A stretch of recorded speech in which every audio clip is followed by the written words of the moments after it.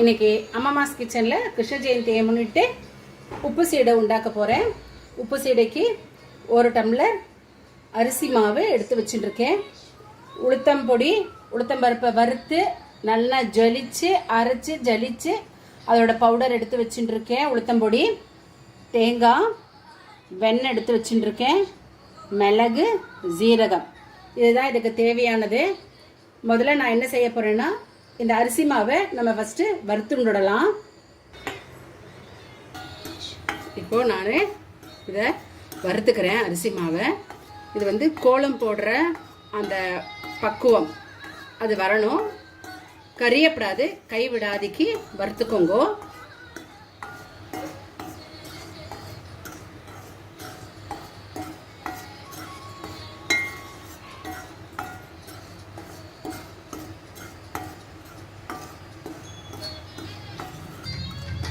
இப்போது இது வறுத்துட்டேன்.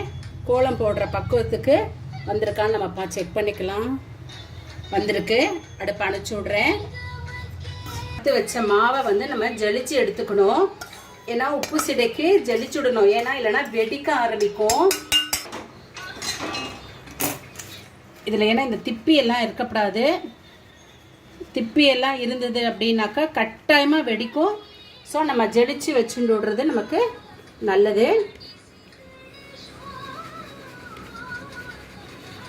பார்த்தா இந்த மாதிரி கட்டையாக இருக்கும்.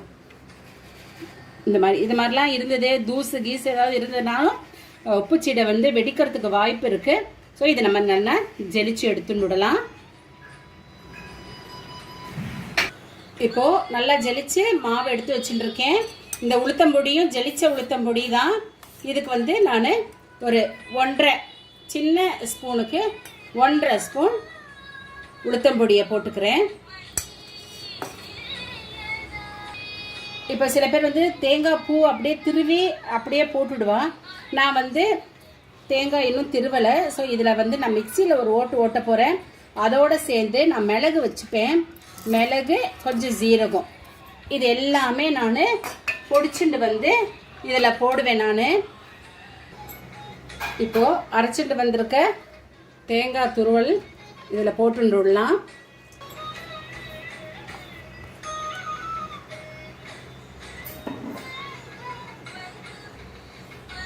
இதுக்கு தேவையான சால்ட்டு, பெருங்காயப்பொடி. இப்போ இந்த எடுத்து வச்சிருக்கிற வெண்ணெயும் இதில் போட்டு நான் பிசைய போகிறேன். அதுக்கு முன்னாடி இதை கொஞ்சம் லேசாக உருக்கி இதில் விட போகிறேன். இது நான் வந்து இப்போ டைரெக்டாக ஃப்ரிட்ஜிலேருந்து எடுத்தேன், அதனால் கொஞ்சம் கெட்டியாக இருந்தது. இதே நீங்கள் ஃப்ரெஷ்ஷாக வாங்கிட்டு வந்தேன்னா நீங்கள் அப்படியே போட்டு பிசைஞ்சிக்கலாம். இது கொஞ்சம் கெட்டியாக இருக்கிறதுனால நான் கொஞ்சம் உருக்கிக்கிறேன். இதை இதில் விட்டு விடலாம்.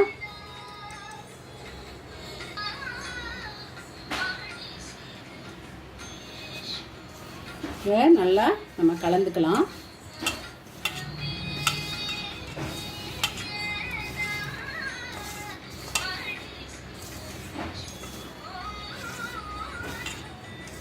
சில பேர் வந்து மிளகு வந்து போட மாட்டா. நான் வந்து மிளகு போடுவேன். அப்போ தான் கொஞ்சம் காரமாக நல்லாவும் இருக்கும், டேஸ்ட்டும் ரொம்ப நல்லா இருக்கும். ஸோ நான் போடுவேன். நீங்களும் ட்ரை பண்ணி பாருங்க.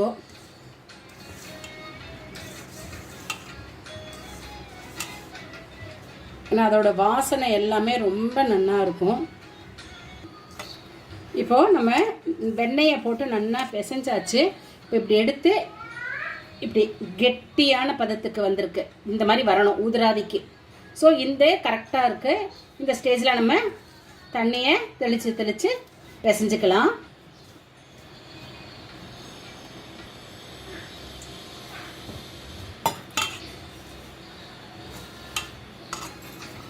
இப்போ நல்லா பிசைஞ்சு விட்டேன்.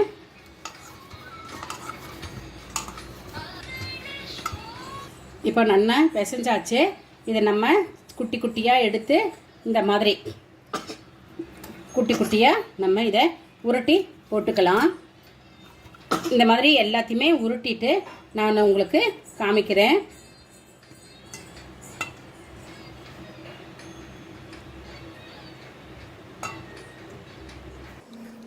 இப்போது நான் வந்து சீடை உருட்ட ஆரம்பித்தாச்சு. என்னென்னா நீங்கள் வந்து ஒரு வெள்ளை கிளாத்தில் வந்து இந்த மாதிரி நீங்கள் உருட்டி போட்டுக்கோங்க. ஏன் அப்படின்னாக்கா இதில் இருக்கிற மாவில் இருக்கிற தண்ணி எல்லாமே இந்த துணியில் வந்து இழுத்துண்டுடும். அப்போது நீங்கள் எண்ணெய் வந்து குடிக்காது, எண்ணெயில் போடும்போது எண்ணெய் குடிக்காது உங்களுக்கு ஜாஸ்தி.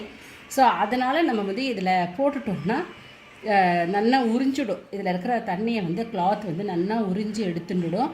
அதுக்காக ஒரு கிளாத்தில் போட்டு வச்சுடுங்கோ. ஃபஸ்ட்டு நீங்கள் வந்து வெள்ளைச்சீடை உண்டாக்கும் போது வெள்ளைச்சீடையை ரெடி பண்ணி ஊற வச்சுட்டு அதுக்கப்புறம் இந்த உப்புச்சீடையை வந்து கிண்டி இதே மாதிரி உருண்டை போட்டுட்டு அப்புறம் முதல்ல வெள்ளைச்சீடையை எடுத்துடுங்க போட்டு, அதுக்கப்புறம் உப்புச்சீடையை போட்டு எடுத்தேன்னா உங்களுக்கு கரெக்டாக இருக்கும். உங்களுக்கு ஒரு நாளில் பண்ணுறதுக்கு இந்த மாதிரி நல்லா குட்டி குட்டியாக நீங்கள் வந்து இது பண்ணிக்கோங்க.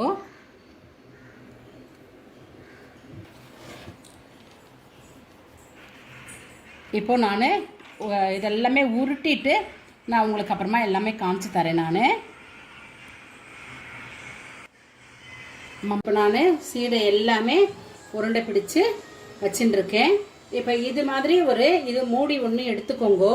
நான் இது ஏன்னா அதை வெடிக்கும் அப்படின்னு நமக்கு தெரிஞ்சதுன்னா இதை வச்சு அப்படியே மூடிடலாம். அதனால எச்சரிக்கையாக இந்த மூடியை நான் எடுத்து வச்சுட்டுருக்கேன். இப்போ இந்த உருண்டையெல்லாம் நான் இந்த மாதிரி ஜல்லிக்கரண்டியில் போட்டுக்கிறேன். ஏன்னா நம்ம அப்படியே இது பண்ண முடியும். சைட் பை நான் எண்ணெயும் காய வச்சுட்டேன். நான்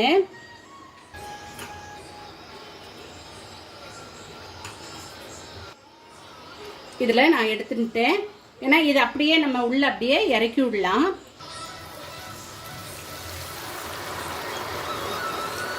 எண்ணெயும் நான் அடுப்பையும் நான் ஸ்லிம் பண்ணிவிட்டேன்.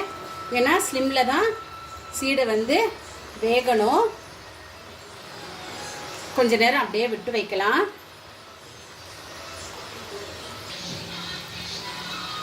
வெள்ளமாக நீங்கள் இது மாதிரி இலக்கி கொடுங்க. ஆனால் அடுப்பு ஸ்லிம்லேயே தான் இருக்கணும். அப்போ தான் வேகும் நல்லா. இல்லைன்னா ஹை ஸ்பீடில் வச்சோன்னா கரிஞ்சு போயிடும்.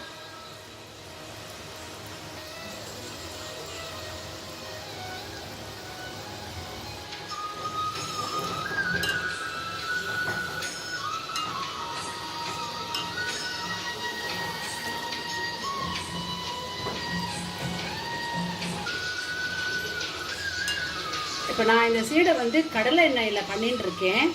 ஆனால் நீங்கள் தேங்காய் எண்ணெயில் பண்ணினேன்னா டேஸ்ட் இன்னும் ரொம்ப நல்லா ஜோராக இருக்கும்.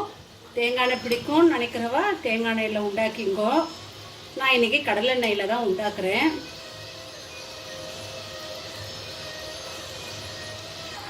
ஸோ நல்லா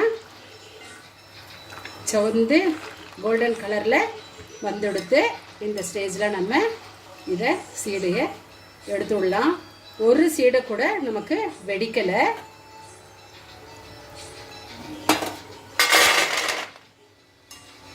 சவுண்டு பார்த்தீங்களா? இந்த மாதிரி சவுண்டு வரணும். ஸோ நல்லா வெந்திருக்கு.